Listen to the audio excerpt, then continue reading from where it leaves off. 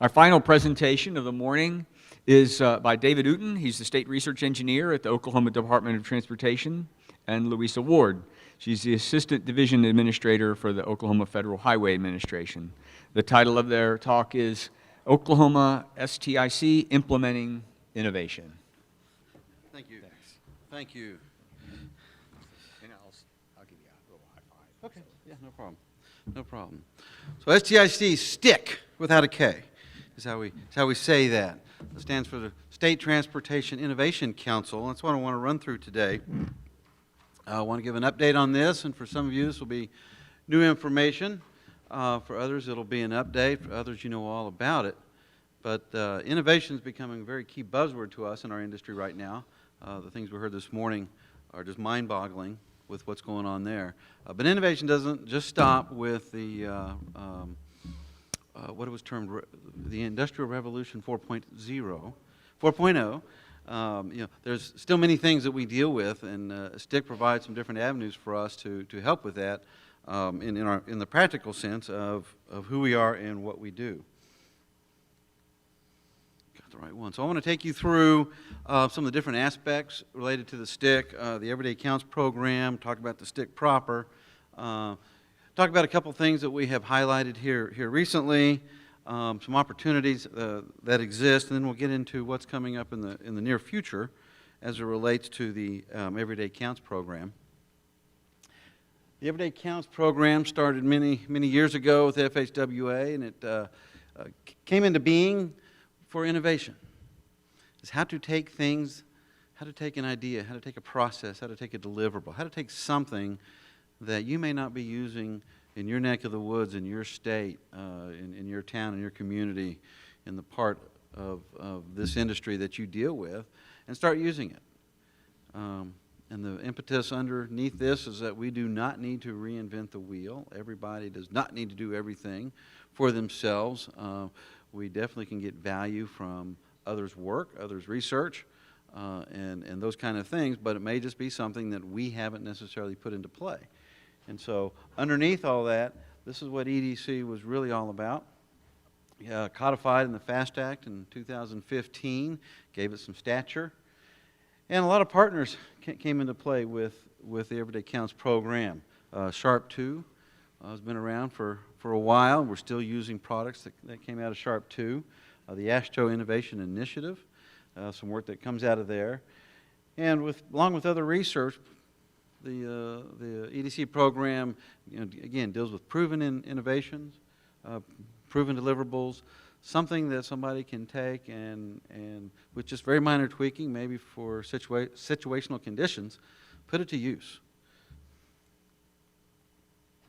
Now, within the initiative, they had some key ways they were looking at this and topic areas and how they wanted to break this down. Obviously, with the innovation deployment, looking at the project delivery process, the environment and the sustainability of the environment, safety. Everything we do revolves around safety in this industry, we all know that, and reducing congestion, which means improving mobility.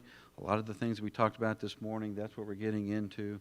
A lot of the focus areas that we're dealing with are getting goods and people where they want to go, the way they want to get there, in a systematic, orderly fashion, and they can count on it being that way. Those that work in Oklahoma City and maybe go north or south at different parts of the day, we all know what that's about. So it's something that we as an industry are all trying to solve and make better. Definitely EDC comes into play with that. And as part of that, and Louisa is going to come up and finish up and talk about some of the specifics related to EDC 5 here in a little bit. But every 2 years, the FHWA hosts what they call a summit to look at these different innovations. We're getting ready to have the 5th such summit, and in fact, they're going on across the country. There's 4 or 5 of them every time they do this on a 2-year cycle. And they throw innovations out there after they have culled the nation, asked for lots of input, looked at a lot of different things, and decided, hey, here's some good innovations that make sense, that seems like a lot of people are interested in. The states get together along with our partners, and I'll show that here in just a little bit. But the states and the partners to the STIC get together and decide, hey, we want to do these things. The STIC, as I mentioned earlier, this provides kind of the place where we want to funnel some of these things through. But as I said, Louisa will talk about that a little bit more and some of the details of such. And as I noted, the EDC program runs through our State Transportation Innovation Council. It is a group of representatives. It is not the state DOT and the FHWA only. There's many representatives that make up the STIC, and we're all there for a common reason. We want to make things better. To a T, to a person, there's no one that comes to these meetings that doesn't want to make something better. And these are not closed meetings. They are not contained meetings. They are open to the industry. And so, you know, it's this group that we have developed over many years. We're continuing to try to develop the STIC to be a more known commodity to our industry. We want to develop to be as effective and efficient as it possibly can be. And we run a lot of different ideas through our STIC, not just the ones that we hear about with the EDC. Again, we're up to EDC 5. But we take in any innovation, any idea. And I'm going to hit you with a thought about your ideas here in just a little bit. STIC goal there, you know, we want to nurture a culture of innovation through strong leadership. And the strong leadership is not the leadership of our co-chairs who are with us today. It's Don Sullivan and Bashar Siddiqui. It's the leadership of the group. This is how I really look at the STIC, and that's where we get our most value. When we have the collaboration, we have the interested parties, and we have those helping each other, and we're crossing the various lines. Here's the list of types of folks that are here with the STIC, and it embodies, again, across the industry. We're probably missing some groups to be here, but the STIC is an open group, and anybody that has an interest in maybe being a part of something like this, or if anybody knows of someone from your area, your office that you think might be good, be interested in this, we'd sure like to hear from you. We'd like to talk to anybody who's interested in helping us get where we want to go, which is, again, we want to make things better. We want to make it more efficient. We want to save money. We want to make it safer. All those kind of things that we're continuing to work on. Now, within the STIC, we meet quarterly as a group. We do have some various subgroups that we deal with our various innovation champions. But this forum that we have provides updates to the many different projects that we have running through the STIC at any given time. I think right now we've got innovations, as I noted, from the EDC work that we have going on. We've got some work from the EDC 2 period still going on in our midst. We've got 3 and 4 in full board, getting ready to pick up 5. So at any given time, we have a lot of things going on. This provides an update to kind of see what's going on there as a face-to-face. It also provides us a chance to hear new ideas, and we constantly are seeking that input. We ask people to come in and make presentations. Sometimes people come to us and say, hey, I'd like to talk about this. What do you think? Some of the subsets that we get into is obviously wanting to find people that do the work. Those are these individual champions that we're always looking for. We know the burden that we have sometimes with the things that we do, that some of this work that I'm talking about becomes kind of the other duties as assigned. It's a volunteer method. It's that kind of mode that we don't always have the opportunity to incorporate it into the formal part of our work. And so we know that gets difficult. But yet, as we get more into those kind of things, we see that there's value. And like I said, this group is a great group to work with because the people that show up know there's an effort to spend to get where you want to go. And if we can spend a little time as a collective group, then we can make things better. And no one person, no one entity, no one agency, no one office is burdened with the whole kit and caboodle. Part of what we have running through the STIC with the setup and support we have from the FHWA is that we have $100,000 every year to spend on various innovations. Sometimes that's a single innovation. Sometimes we spread that out over multiple type innovations. But it's some money there that we don't traditionally have. It's money that's available. And we all know that money is very important to do some of the things that we need to do. And that is a big part of what we do with the STIC. We want to make sure that we're getting something that we want to get, that the masses want to get, that we're getting some good results and some good deliverables.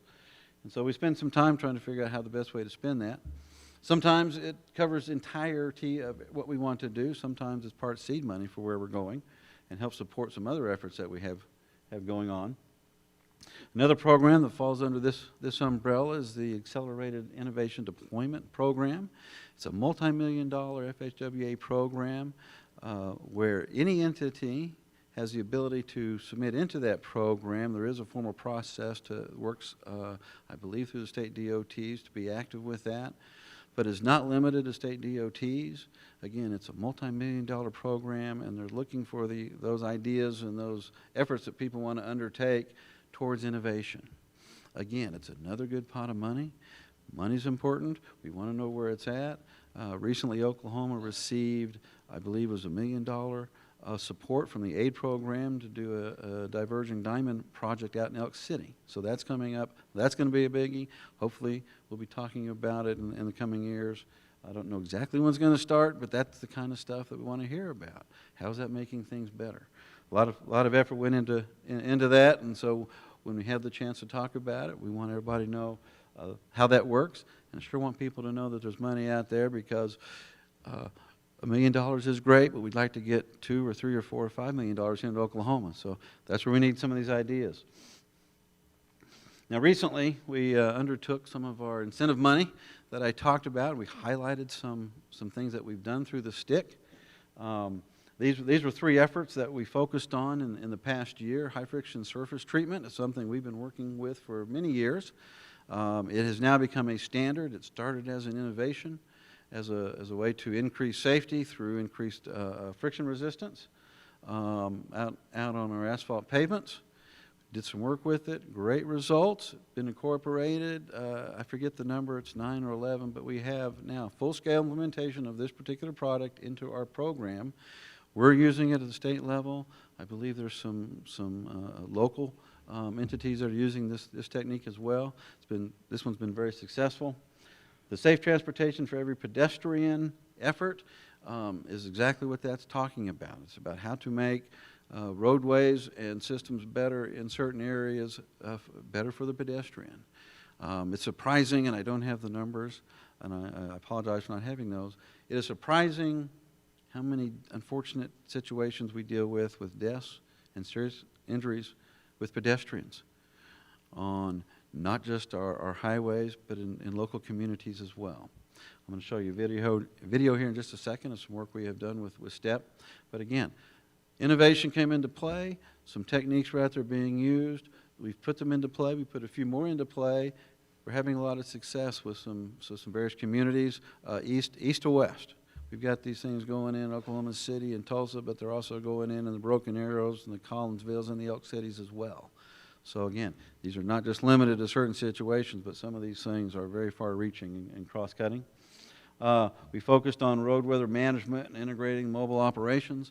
A lot of the work that's been done out of our ITS group, and Alan's back there, and some of the work supported by Dr. Rafai as well, towards the winter management and road weather conditions, doing a lot of things with our snow plows, a lot of video, a lot of data collection. We're going to have a public-facing website where a lot of information is going to be seen, not just by us, but by our partners, all towards knowing the data, what's going on, real time, make decisions. So as anyone's traveling down the road, hopefully we are up to date and up to speed as best we can be in providing what we need to provide in those particular conditions. So I'm going to roll this over, and we're going to watch a short video on the efforts that we've undertaken here recently with the STEP program.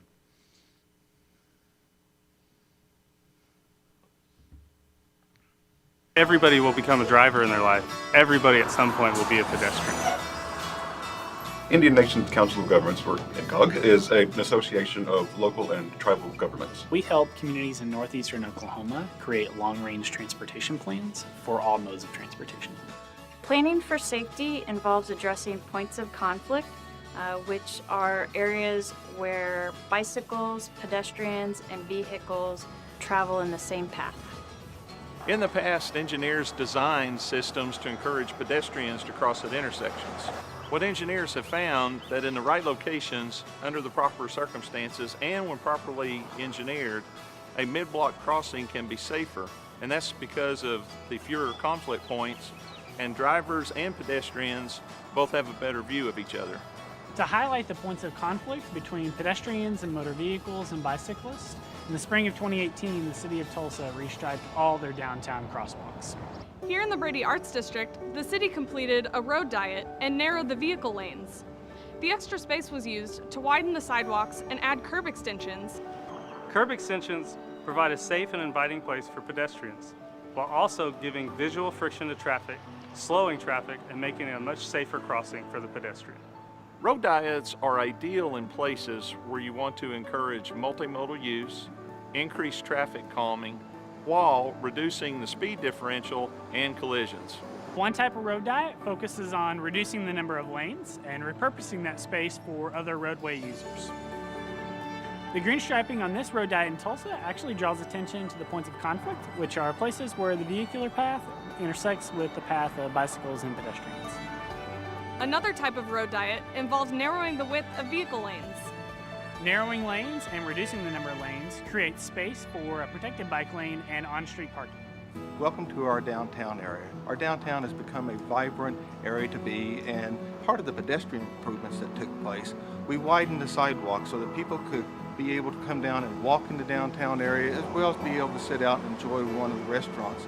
In addition, we put in mid-block crossings that make it easier for people to cross the street and come across, and if they decide to have pizza on one side of the street and want to come over and have gelato on the other side, it's a very safe area. They're not having to walk in between their cars to get across the street. Plus, it helps to slow down the traffic. We at the City of Collinsville are excited about our downtown area. ODOT has been very kind in helping us to enhance our four-laning on both sides of our downtown area, but also keeping our downtown area intact. So it will be one of the features for the City of Collinsville. We are excited to see what Broken Arrow is doing because we tried to emulate a little bit of what we see around the state. And here in the Rose District, they've done a great job in getting their downtown revitalized. As we can see here, another advantage of the road diet is shorting crossings, both at intersections like this and at mid-block crossings like before, making it easier for people of all abilities to cross the street in a much shorter distance in a much shorter time. Another advantage to a road diet and mid-block crossings is what we call visual friction, slowing down traffic, letting people in those cars see the businesses along the side of the road. Thanks to a planned road diet, drivers along the world-famous Route 66 will soon gain a better glimpse of the vibrant community that makes this unique road a legend worth seeing. Road diets and crosswalk visibility enhancements are part of the Safe Transportation for Every Pedestrian, or STEP, recommendations through the Federal Highway Administration's Everyday Counts initiative. STEP strategies are used by the City of Tulsa, The City of Broken Arrow, The City of Collinsville, The Oklahoma Department of Transportation, INCOG and partners. to plan for transportation options in Oklahoma that serve the entire community.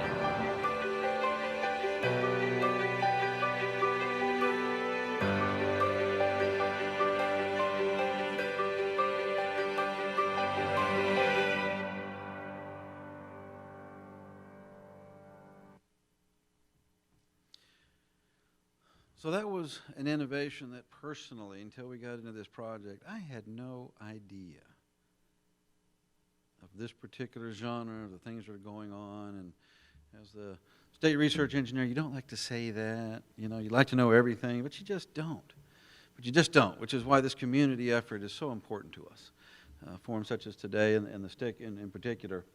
We have three specific ways that we deal with new ideas, innovation, and needs. We have a formal program where we solicit topic statements. Those are due at the end of November. We go through a formal review and a voting process, and then kick in projects at the beginning of the next Fed fiscal year.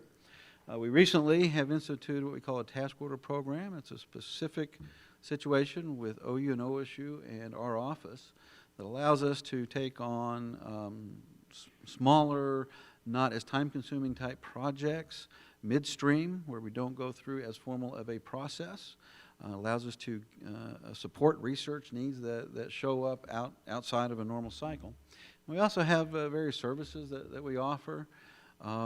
There's a poster on the library that we support. It's in the room off to the side down here. If you get a chance to take a look at that. Through just our general library services, we also offer a literature review service. So if you have a topic and want a little bit more information than you want to do on your own. And we also like to let people know that Google gets you so far, but it doesn't always get you exactly where you might want to go, because you get 20,000 returns and you're looking for something very specific. Some of these services, we can narrow that down and work with the folks down at OU with the library that we have going, and they can get you where you need to go without having to worry about going through 20,000 entries on Google. So we have that program. Again, we've talked about STIC. Any idea, anytime. And so my last plug before I ask Louisa to come up and finish is, if you have any ideas, please let us know. Call us, email us, talk to us today. Teresa's over here, so everybody knows what Teresa looks like. We've got some other folks hanging out in the back. Me, anybody that's associated with this program. If you have an idea, we want to try to see if we can help you get somewhere with that idea. So with that, I will ask Louisa to come up and finish us with EDC 5. And there you go. All right, so David explained Everyday Counts. Every 2 years we have a new list of innovations that we can choose from in our Oklahoma STIC to pursue. The last 2 years ago we chose 7 innovations out of 11. And this round, which starts in 2019, has 10 innovations that we can pursue. So if you've got some thoughts on any of these, please see David or I, or Bashard or Dawn today while you're here. You can see STEP is up here again. Sometimes they do carry over innovations from one round to the next, innovations that are really catching on and have great potential still. And I wanted to ask for your help. So really, the success of implementing innovations is greatly enhanced when people hear about it. So that's why we're here today. We're here to tell you about the STIC and ask for your involvement, for your ideas. If you know a good place where something can be implemented, one of these innovations that we're undertaking, please let us know about it. And the video that you just saw, where else can we show this video? Who would be a great audience? Who needs to hear about high friction surface treatments or weather responsive management strategies, integrating mobile observations, that sort of thing. So we need your help to get the word out. We're in the middle of a 2-phase effort. So the development of the video and some technical summaries. That was our first phase, and the second phase is getting the word out. So we're also, we're in the very preliminary stages of planning an Innovation Day. So we'd love to hear your thoughts on structure, some ideas of what to highlight. That would not happen until late next year or 2020. So we have plenty of time to give us your ideas. And we're also working on implementing a STIC website so we can share all this information easily with everyone. Do you have any questions for David or I?